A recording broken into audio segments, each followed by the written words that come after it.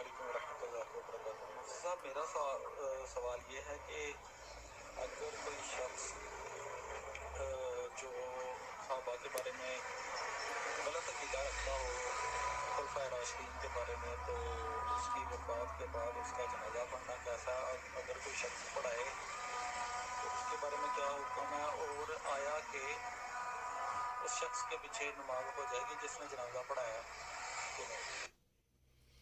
السلام علیکم رحمۃ اللہ وبرکاتہ۔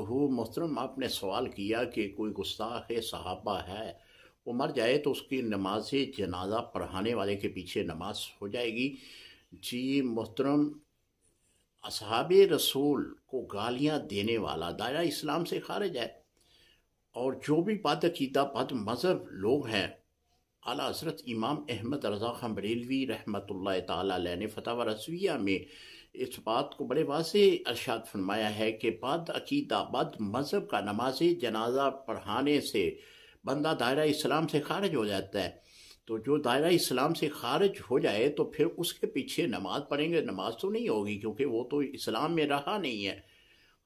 ہاں، اس کے لیے تجدید ایمان طریقہ ہے، وہ تجدید ایمان کرے، توبہ کرے کہ آئندہ کسی بھی گستاخ صحابہ کی نماز جنازہ نہیں پڑھاؤں گا، اور جو میں نے پڑھا دی ہے اللہ مجھے معاف فرما دے، یہ سہون مجھ سے ایسی غلطی ہو گئی، خدا معاف فرما دے۔ اور یہ وہ لوگوں کے سامنے اس بات کا جو ہے اعلان کی تصدیق کرے، اس کے بعد وہ تجدید ایمان کرے، رجوع کرے پھر اسلام کی طرف۔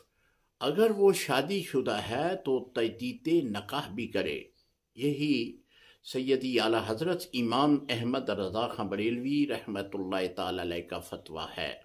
السلام علیکم ورحمۃ اللہ وبرکاتہ۔